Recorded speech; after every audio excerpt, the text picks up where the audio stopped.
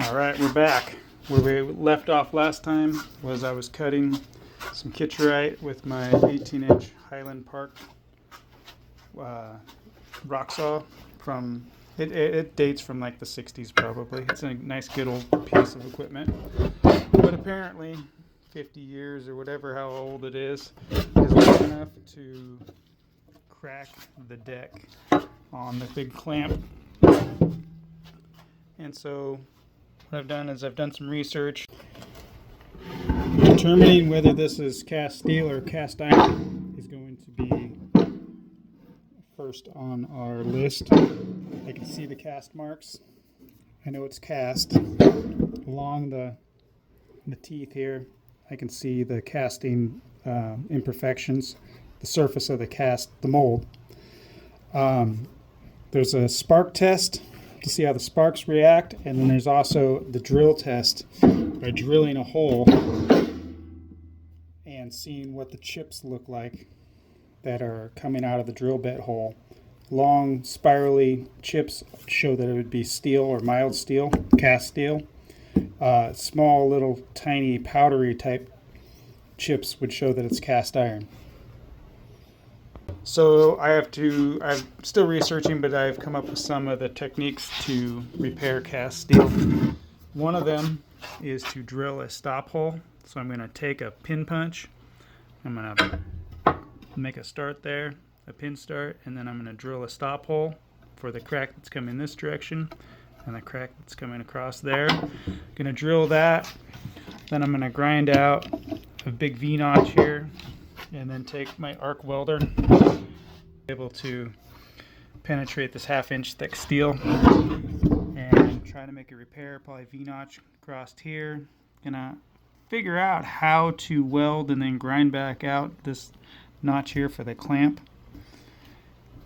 And then I don't know, we're gonna figure this out. So this is where we're at.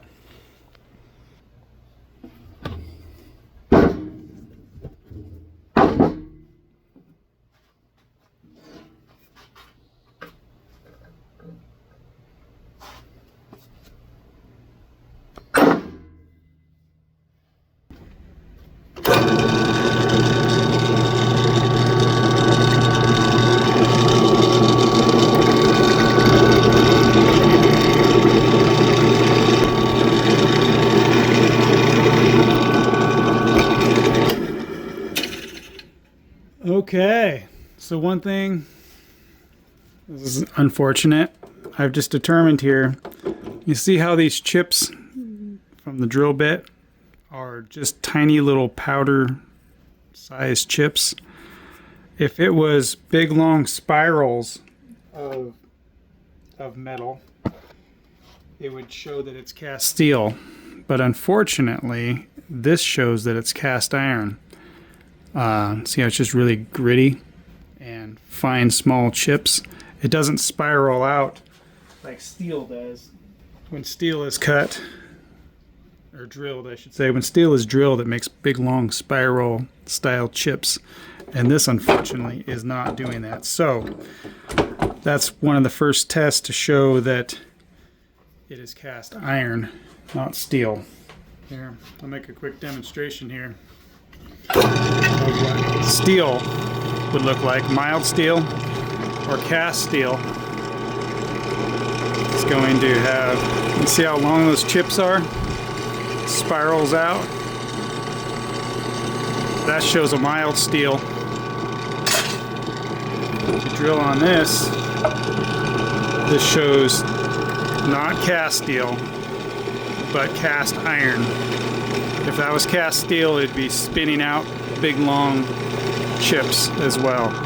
So that changes things here in the process of welding. So that's where we're at. At least I know. There's another test that I'm going to do too. I'm going to do the grind test. So the next test to show that it's either cast iron or cast steel is going to be the spark test. We can clearly see here the small chips, just powdery chips that shows a cast iron. And then with the grinder here, if we hit this with a grinder and the sparks don't get red hot until out here a ways, that's another sign.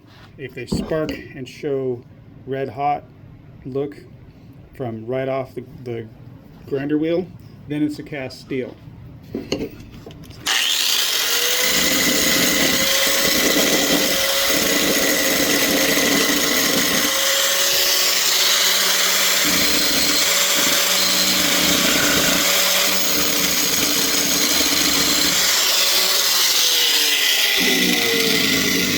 Let's compare that to a piece of mild steel here.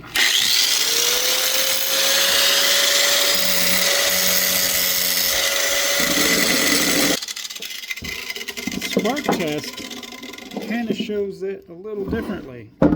Shows it a little bit more on the cast steel side of things, which makes more sense for a unit like this being cast steel over cast iron. Cast iron has a lot of carbon in it, and it makes it more brittle.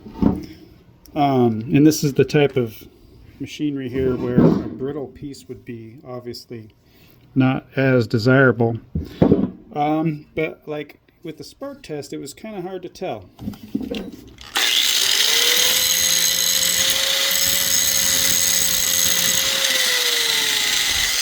So the mild steel there was obviously sparking straight out from the mild steel grind point here. And try it right here.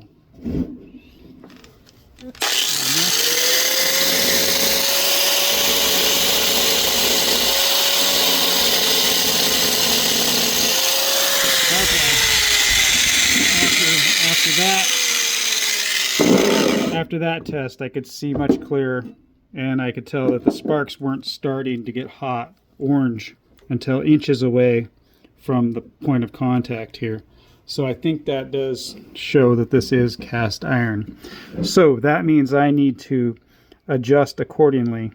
So I'm going to do more research on that and get that figured out before I start welding.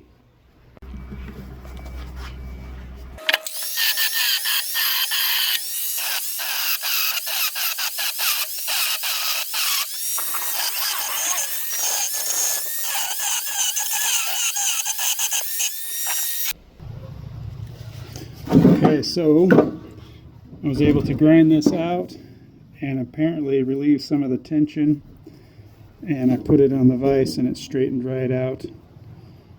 The tricky part's going to be getting this weld down along here, but I'm going to continue to grind it out, and that'll be the conclusion for this round.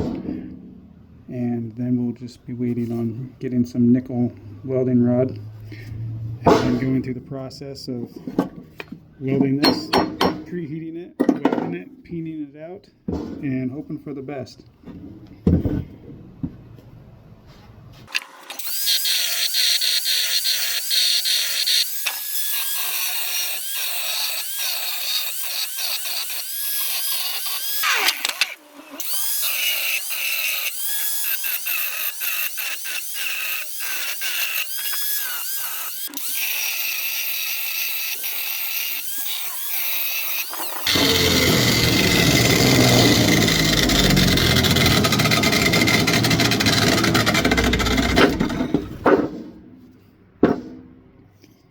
Okay, so here's what we've determined.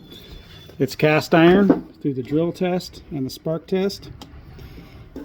And so now we know we need to use nickel rod and do a whole preheat sequence and slow cooling. So we're gonna pick that up on the next video. For now, we are pretty well ground out, and it's been reshaped back into original position. It may have pushed up just a little bit from the crack, spreading the crack. But other than that, you can see all the way through. I've got the crack exposed, and I have to do a little fancy footwork here to get that notch, that dog, to be back to a usable state. By the end, have our drill stop hole or stop crack hole, drill hole. And so we'll pick this one up on the next video as far as the welding with the nickel rod and the preheat. So best of luck to us here, and thanks for watching.